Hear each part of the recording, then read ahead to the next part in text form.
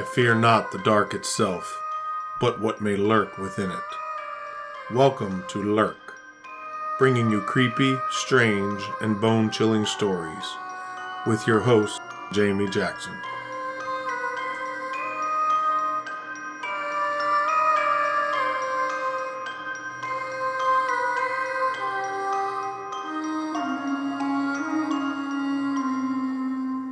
Hey Lurkers, welcome to our Christmas Eve episode.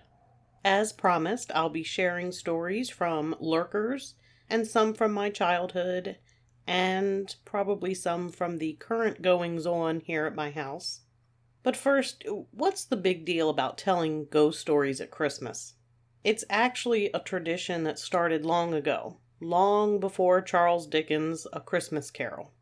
Way back in the day, before electricity and TV and radio, people didn't have much to do when it was dark.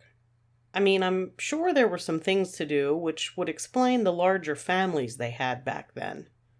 Anyway, they told stories to pass the time. And then when Dickens' A Christmas Carol came to be, it just reinforced the tradition. My family had a similar tradition, though it wasn't just at Christmas. We told stories, some completely fabricated, like trips that my aunt took with the Queen of England to visit the pygmies in Africa, and some completely true experiences, some of which I shared in last year's Christmas Eve episode about my dad's experience at the Shipley house. Anyway, it wasn't just Christmas we told these, pretty much every time we got together. So Lurk is going to try to continue that tradition. We're going to start with experiences from David from across the pond in the UK. The first account was witnessed by 5 people. David writes, "It was around 1978. My mum, her partner, my older brother and sister, and me were in Derbyshire on an afternoon's drive when we turned towards the village of Eyam. Eyam is famous in England as the village that effectively sacrificed itself during the Great Plague, electing to quarantine the entire village to stop the spread of the deadly virus.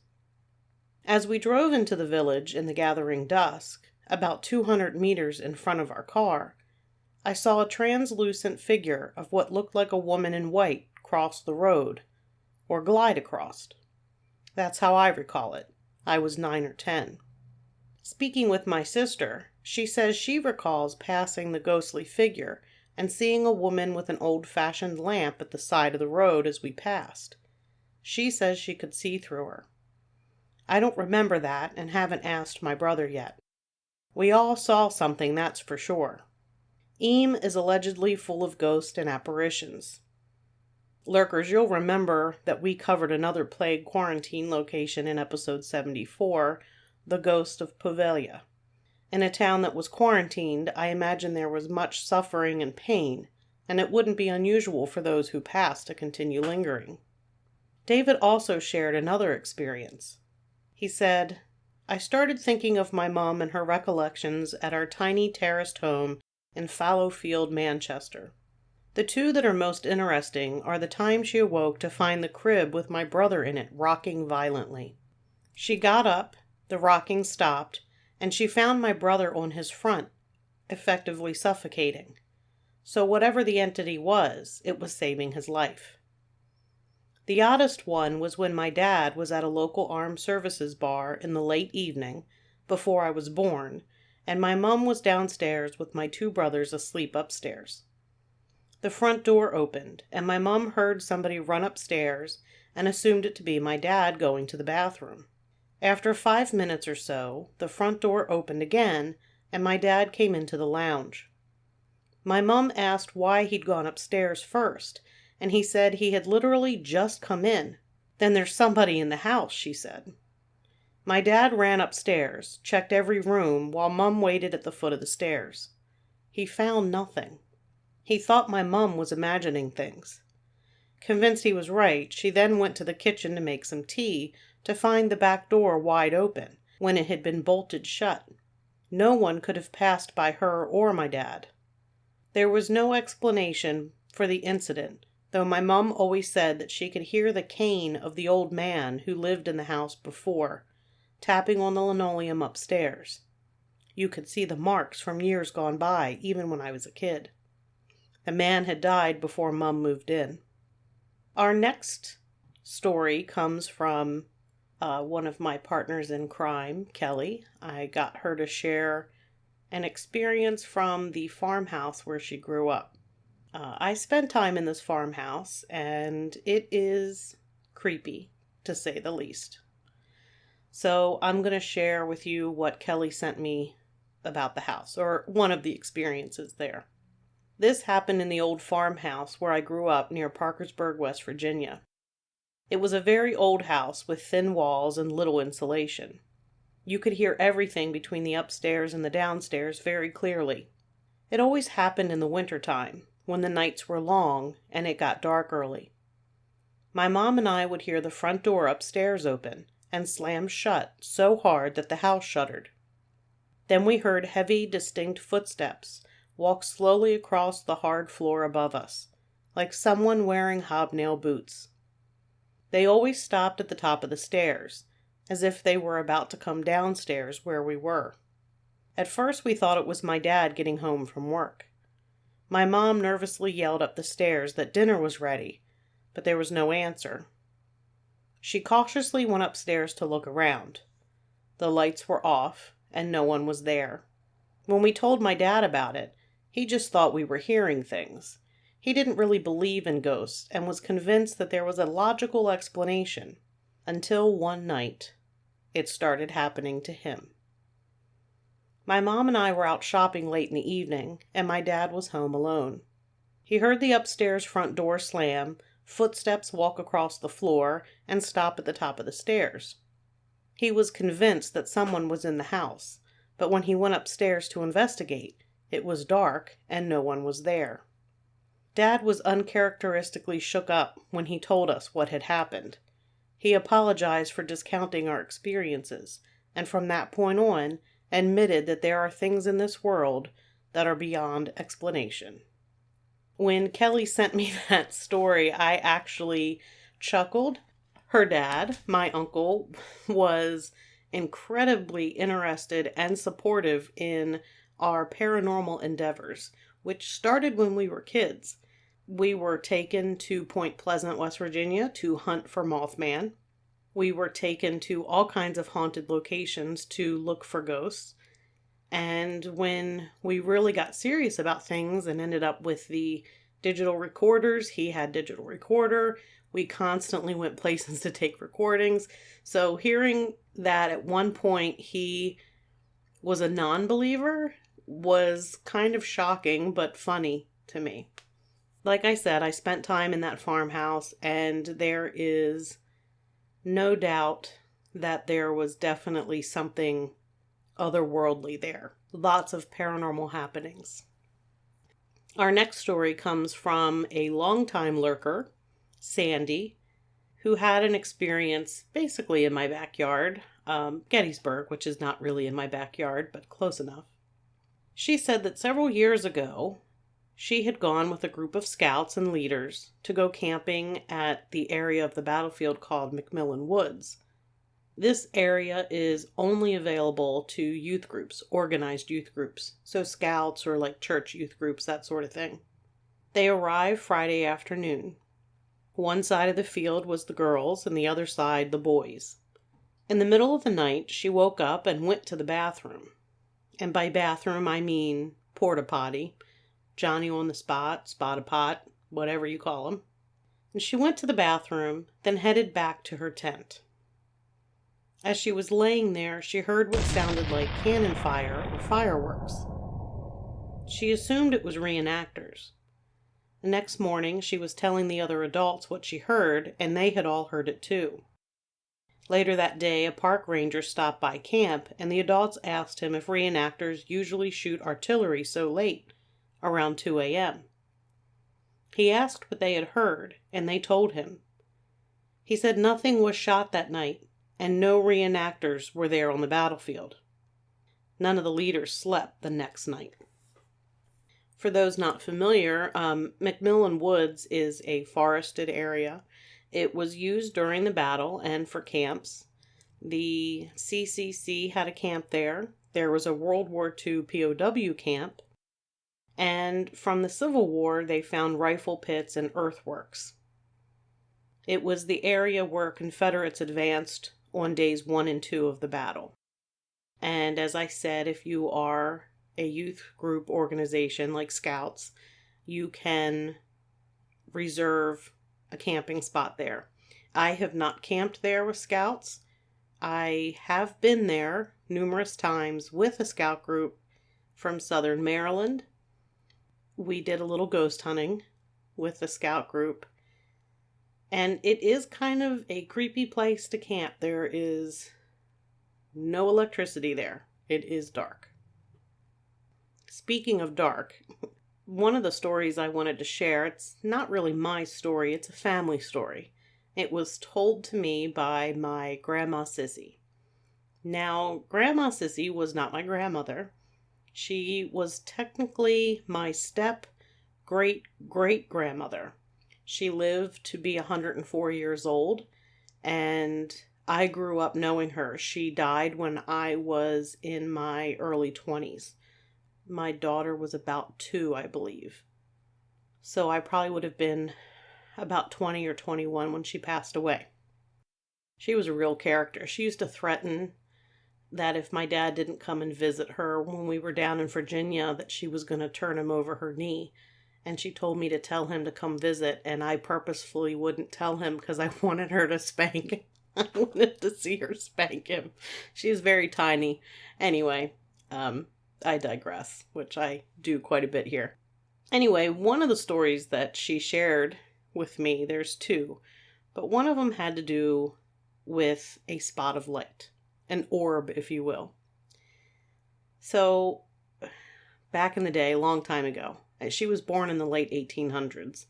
So, we're talking a long time ago. She's in her room.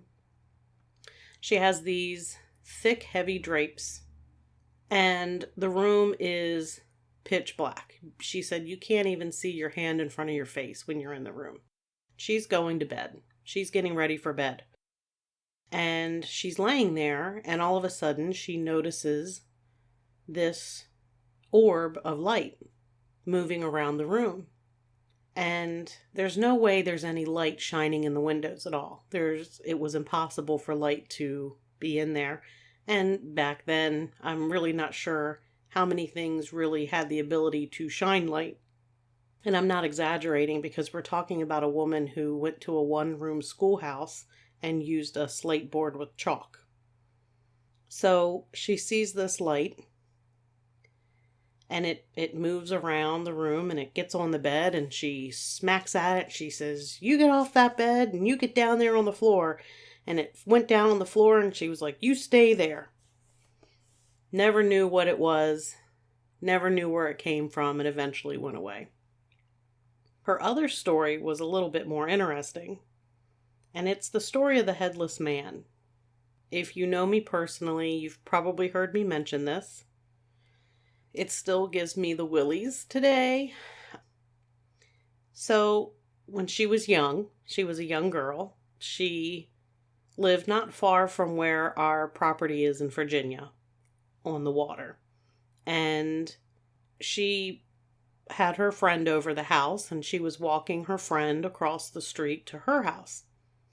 And she walked her friend to her door, and she turned around to go back to her house. And as she's walking across the street, now keep in mind, no street lights. There are 0 street lights. It is dark. And she runs into somebody, and she looks up, and she sees what she said was the tallest man she'd ever seen, but he didn't have a head. So she kind of screams. She goes running in the house. She's trying to tell her parents what she saw. A few moments later, here comes her brother running in, saying he saw the tallest man he's ever seen without a head. I never could figure out, was it her brother playing a trick? But if it was her brother playing a trick, how did he change his clothes so fast? Because apparently this headless man was in like a suit. He was dressed up, but he didn't have a head. I can tell you today, just a couple years ago, I was at my cousin's house down the road from our house down there, and we had been talking genealogy, and he wanted me. I found the area of an old graveyard, and the graveyard has no markers. The graveyard is so old, it doesn't have markers, most likely because they were made from wood, and unfortunately, wood rots with over time.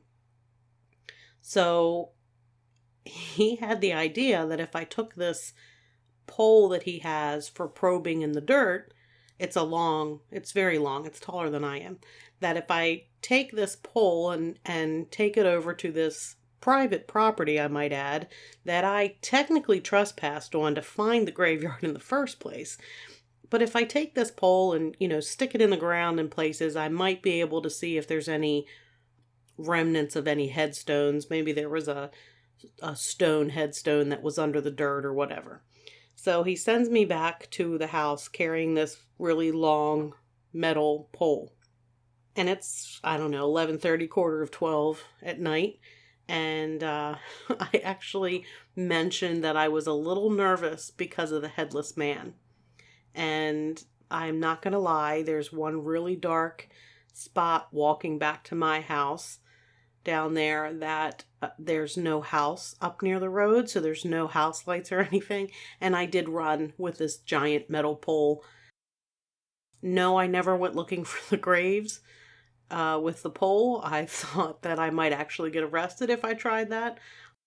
But that's just a tidbit of information that this headless man story lives on today. I remember it. I am still afraid of it. I'm afraid to walk there at night by myself because of the headless man.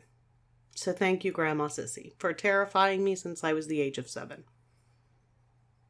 These next two are from Sam, and I want to share those with you. So her first account, she says, I had lost both of my grandmothers, and I had a necklace that had 2 charms on it, one for each grandmother. I lost it one day, could not find it anywhere. After a couple of months of looking and not finding it anywhere, I looked up to the sky and said, all right, grandmas, I know you know where it is, so let me know. The next day, my sister was coming out of my dad's parking pad and saw something shiny in the road. She stopped and got out of her car to look, and it was my necklace. It had been run over, but surprisingly, both charms were still intact. They only had small scratches. When my sister gave me the necklace, I looked up one more time and said, thank you both. I love and miss you very much. Sam also mentioned that at one time she was working in a salon in downtown Ellicott City, Maryland. If you're not familiar with Ellicott City, it is full of paranormal experiences there. Lots of ghost stories that I will most likely share in the future with you. So she's working at a salon in downtown Ellicott City. She said there was a ghost there named Al. It was a ghost of the former owner of the building, back when it used to be a car garage. The girls working at night heard stuff falling off of shelves, lights flickered on and off.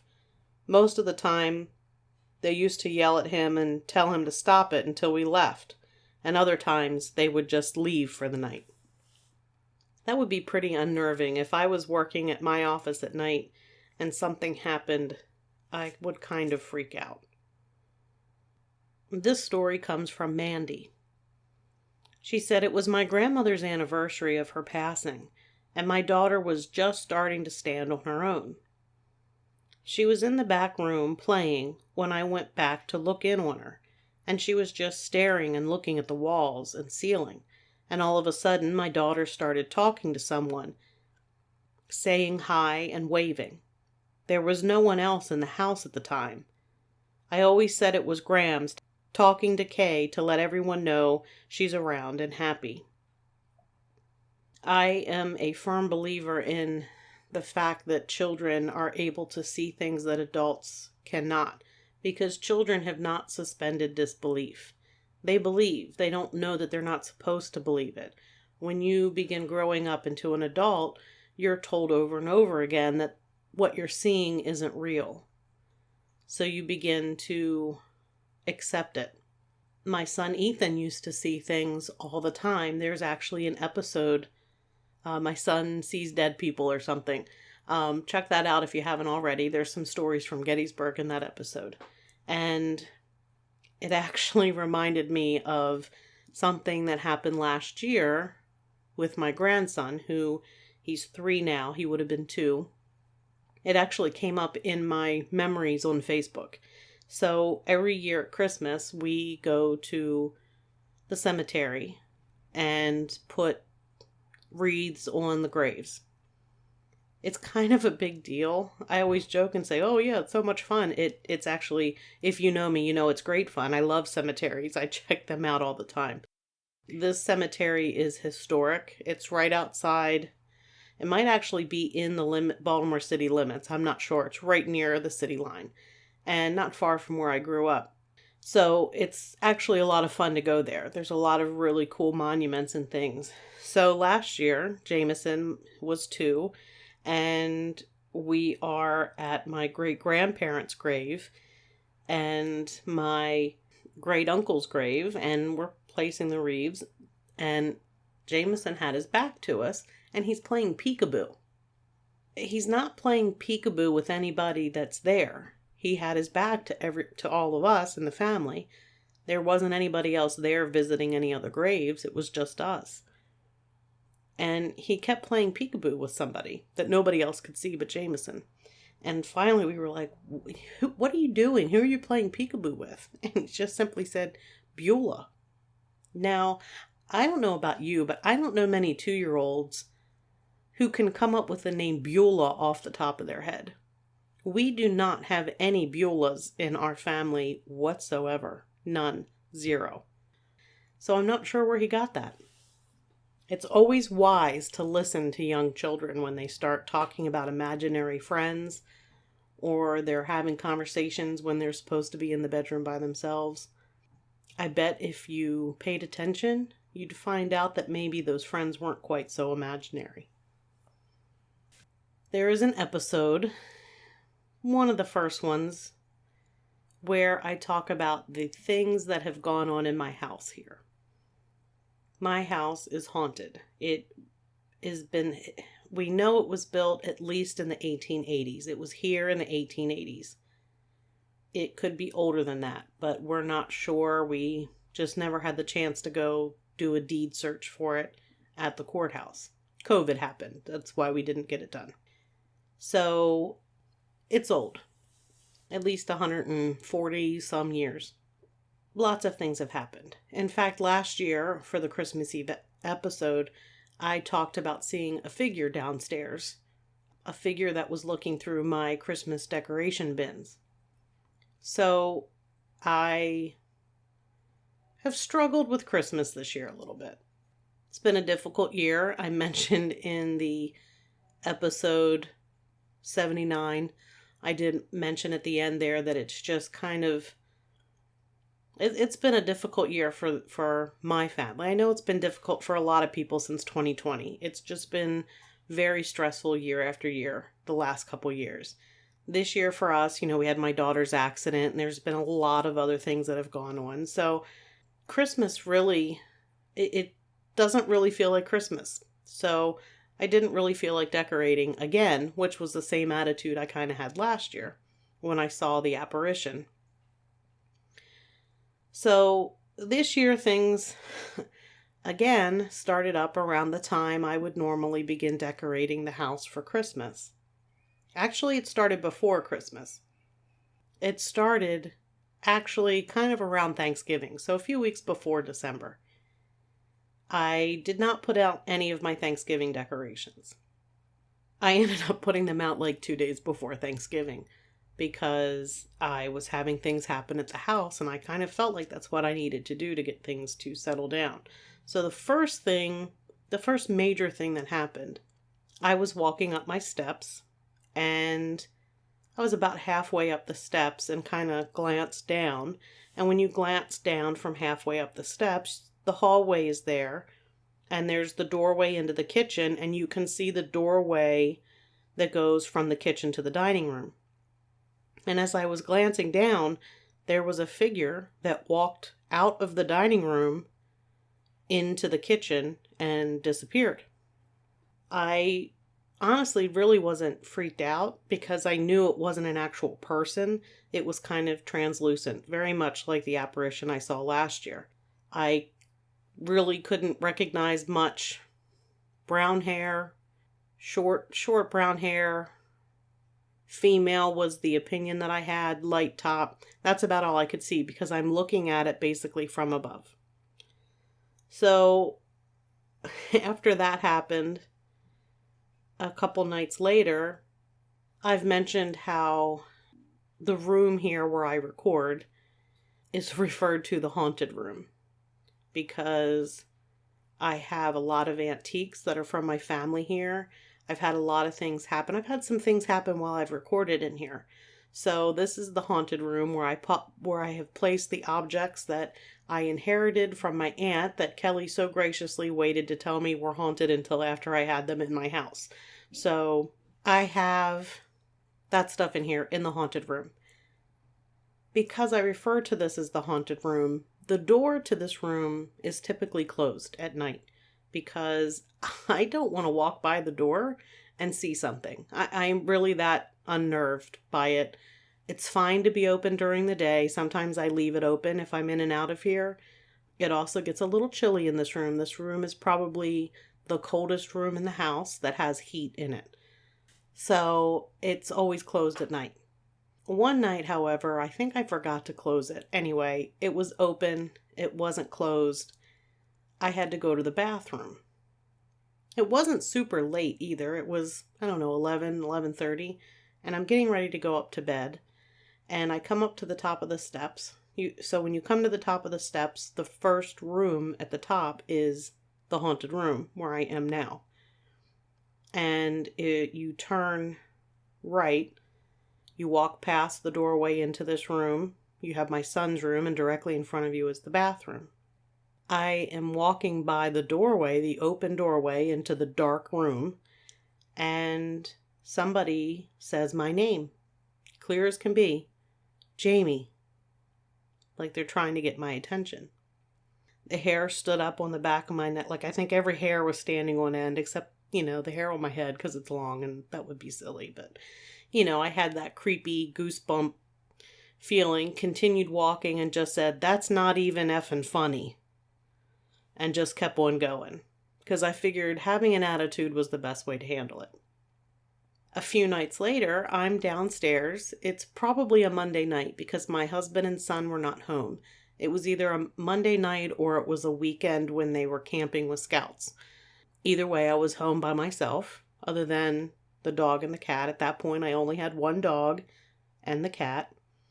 And I'm on the couch playing on my phone. I was messaging Kelly and Angelina. The dog's laying on the couch next to me.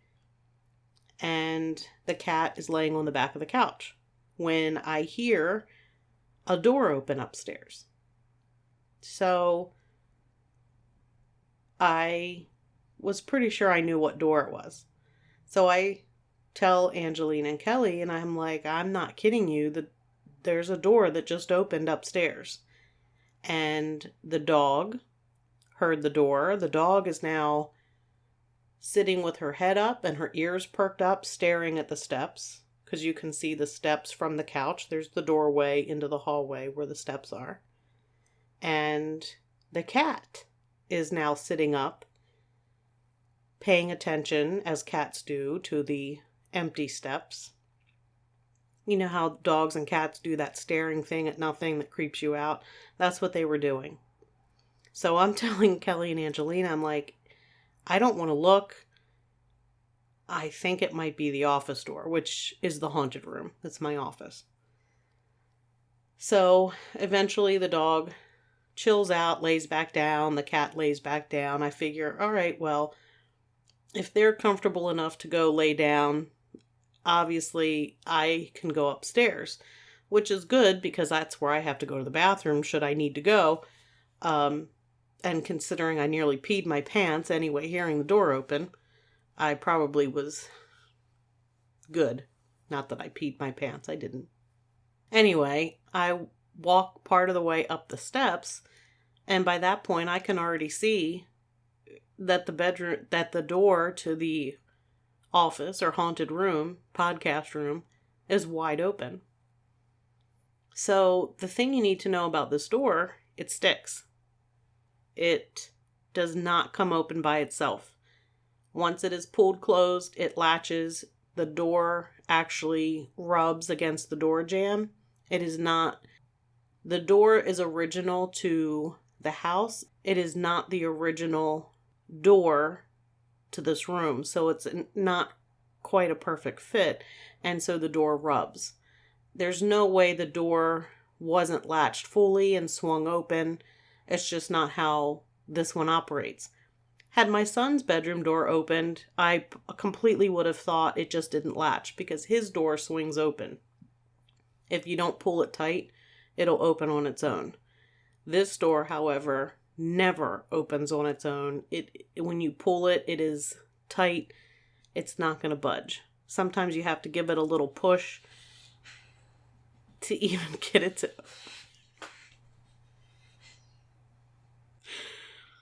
I just want to tell you all, as I'm telling you about the haunted room that I'm currently sitting in, all of a sudden there's heavy breathing at the door, and it just scared the crap out of me. But it's just the bulldog, because he's got to be up my butt everywhere I go. Anyway, as I was saying, the door, it sticks. There are 2 other quick things that happened since then. I did all my decorating. I was kind of hoping that the ghost might take pity on me and do the decorating for me. And as Kelly pointed out, do you really want the ghost to have that much energy and power to be able to move your decorations? My thought is if they can clean while they're doing it, I'm okay. I have 2 dogs now. I have Angus, the bulldog, and Lucy, the Boston Terrier mix.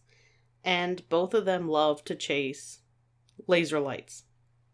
And so I was messing with Angus in the kitchen, and Lucy came in, and they're racing up and down the kitchen, down the hallway, chasing this light. And finally, because I don't really want them to get neurotic about it, I was like, okay, that's enough. Let's go outside.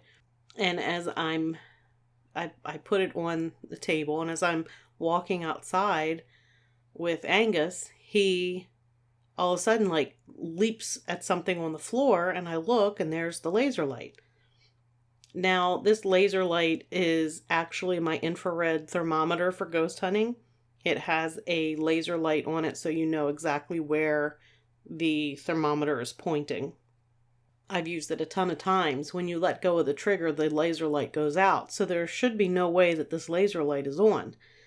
Anyway, I hurry up and I take Angus out because he's young and learning how to go outside. And we come back in, and the first thing I do is go find where I put the laser light. And it is actually facing the wall. So the area where the laser is facing a wall. There's no way that even if it had accidentally bumped something or had been pressed up against something, that it could have shined the laser over on the floor where the dog was. So I have no idea what happened with that. And then we are getting ready for our Christmas party last weekend. And I am getting stuff together, and there are guests arriving, and pretty sure there were guests who were already there. And in the dining room, and I have this old music box that I received as a gift from my great uncle, who I called Peepop, and I was very close to him. And it's the Little Drummer Boy. It plays the Little Drummer Boy, or it did back when I was a kid. It doesn't really work anymore. It's broken. I put it out more for nostalgia. It, has a drummer boy with a Santa hat on it, so it's part of my holiday decorations. I walk past the dining room hutch where it's sitting, and the music box starts playing. And so my husband says, "What is that noise coming from?" And I said, "The broken music box," just very nonchalantly. And Angelina and Kelly, I think, were both there, and they're kind of laughing. And my mom's like, "The broken music box?" And I'm like, "Yeah, the one that doesn't play. It started playing when I walked by it." Those are the strange things that have gone on in my house, and some of the stories that our listeners have shared. If you have a paranormal story, please send it to me. If we get enough, I will do more of these type of episodes throughout the year. If not, I will save it for Christmas Eve 2023. Any story. You have a UFO story, a personal account of seeing a UFO, send it. You saw something strange in the woods, send it. You found out your babysitter was a serial killer, send it. Anything creepy, paranormal, send it along. We'll use it. You can be anonymous. I will never use a last name. And if you prefer, I won't even use your first name. So I also want to take a moment in this holiday season. I want to tell everybody Merry Christmas, Happy Kwanzaa, Happy Hanukkah, Merry Yule.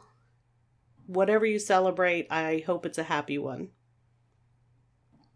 And in the theme of that, I just want to remind everybody that, as I mentioned, the last couple of years have been very difficult for people. And before you get mad or angry with somebody, especially somebody you don't know that you're coming across out in public, take a minute before you say something nasty. It costs nothing to be kind, and you never ever know what that person could be dealing with in their everyday life, and they're just trying to make it day by day. So if everybody just took a minute and tried to be kind instead of snarky, imagine how different things could be for everybody. So on that note, this is going to do it for this episode. You can get Lurk wherever it is that you listen to your favorite podcast, or at lurkpodcast.com. And on the website, as always, you can find all the episodes of Lurk, along with links to our social media accounts. I highly recommend that you follow us on one of those, or all of those. I would say I'm most active on Facebook. We do have a Facebook group, as well as a Facebook page. We also have a YouTube channel if you prefer to listen to your podcast that way. And if you like what you hear, please tell a friend and consider giving us a 5-star review. And until next time, keep lurking.